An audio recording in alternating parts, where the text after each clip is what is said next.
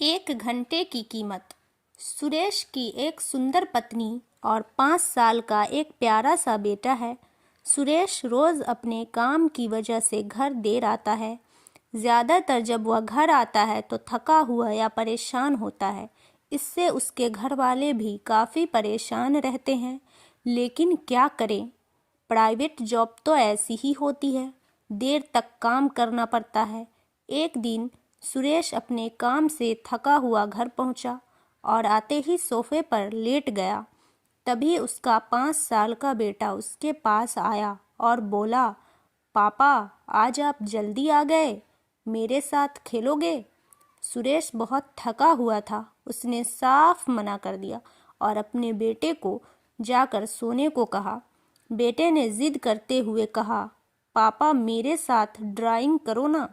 पहले जब हम साथ में ड्राइंग करते थे तो कितना मज़ा आता था ना।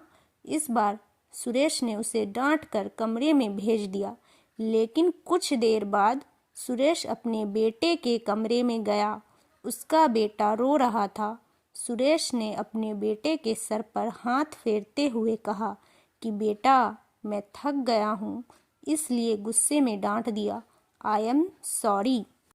ये सुनते ही बेटा अपने बेड पर से उठकर बैठ गया और पूछा, पापा आप 1 घंटे में कितना कमाते हो?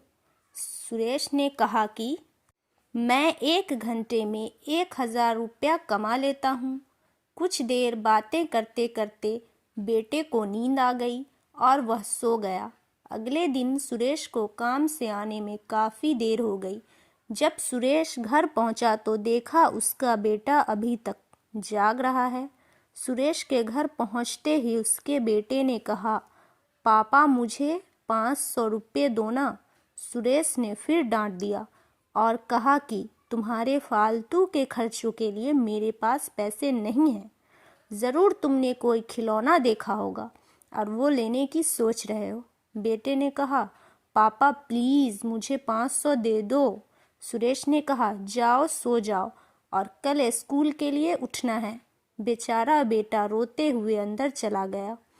थोड़ी देर बाद सुरेश को एहसास हुआ कि उसने ऑफिस का गुस्सा उस पर निकाल दिया। सुरेश कमरे में गया और बेटे के सर पर हाथ फेरते हुए पूछा कि अच्छा बताओ तुम्हें पैसे किस लिए चाहिए? बेटा तुरंत उठकर बैठ गया और कहा कि पहले 500 रुपये दो। सुरेश ने जेब से निकालकर बेटे के हाथ में थमा दिया। बेटे ने अपने तकिए के नीचे से 500 रुपये और निकाले और अपने पापा को दे दिया। सुरेश ने पूछा, जब तुम्हारे पास पहले से ही पैसे हैं तो तुम मुझसे क्यों मांग रहे थे? बेटे ने कहा, पापा आप 1 घंटे में 1000 रुपये कमाते हो, ये 1000 रुपये रख लो और कल अपने काम से 1 घंटा पहले आ जाना ताकि हम दोनों एक साथ ड्राइंग कर सकें। इतना सुनते ही सुरेश की आंखों से आंसू छलकने लगे और उसने बेटे को गले लगा लिया। उस दिन सुरेश को एहसास हुआ कि ज़िंदगी की भाग दौड़ में उसने क्या खोया है। उम्मीद करती हूँ कि आप लोगों को कहानी पसंद आई होगी। आप लोग की क्या राय है इस कहानी पे कमेंट करके बताएं और अपने दोस्तों के साथ शेयर करें और चैनल को सब्सक्राइब ज़रूर कर लें। धन्यवाद।